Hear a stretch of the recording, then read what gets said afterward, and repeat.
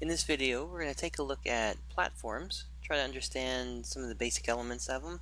If you've noticed, we've already blocked out a level here, and the idea behind this is to go ahead and set it up so you can see this is one platform tile type, but we've set it up in a whole bunch of different ways.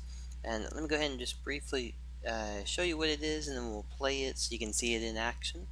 But for instance, so the tile types, most of them are all the ones with the blue, so you can kind of see that these are the trigger elements to them. But platforms like these are going to be ones that move left and right. They can be triggered, they can be automated, where they're always going back and forth. They can have no properties, where they just go once and that's all.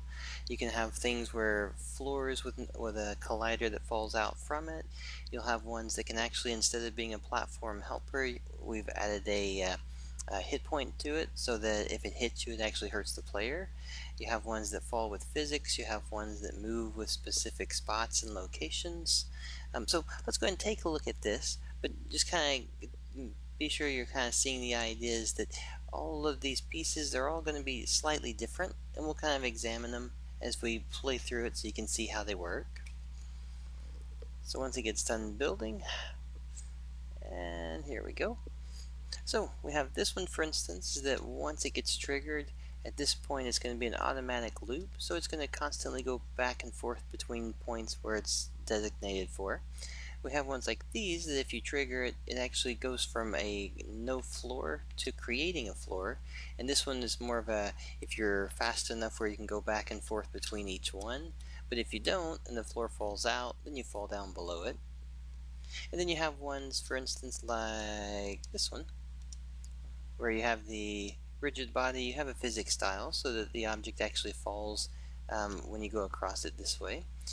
You can also go down, for instance, we'll go down here to see this one. So this is going to be an automatic staircase, so when you hit the trigger on it, it actually moves all three objects down, giving you little stairs to go down. And this, it's only a one time, so once it goes down, you can't actually use it again.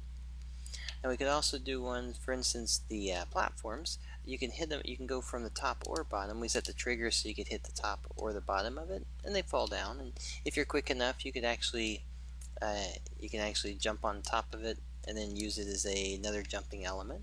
Now the last platform over here is actually set up to hurt the player, so it's actually used more as an object to hurt the player instead of help the player. These are just regular ones that go across there. Alright, so then you can also get out of its way that way. This one, the platform, is actually just a mover up and down, but the unique element of it is that it's actually trigger based so that it stays in the spot where it's at, and it's waiting for you to actually get onto it to go to the next spot. These, similar to the other bridge where the bridge is out and you want to actually have a platform to walk on, well, the trigger doesn't actually occur here. We place the trigger above the player, and if you hit the trigger here, you're actually creating a land bridge that goes all the way across all at once to give you a time to move across it. You can also have a delay and have increment in each one going one at a time. And then along with those, you have the kind of the standard flashing platforms that flash and fall out. But then you notice these go a little bit faster, so it kind of increases the intensity here for us. And then we can run across a whole bunch of them here. And run across until we get to the end there. Alright, and then we can finish off with hitting our goal and just triggering a screen effect with the kind of the old arcade style look. Alright, so there you go. That's going to be all the basic elements, parts and pieces to your platform. Again, this is just a handful of things you can do with the platform.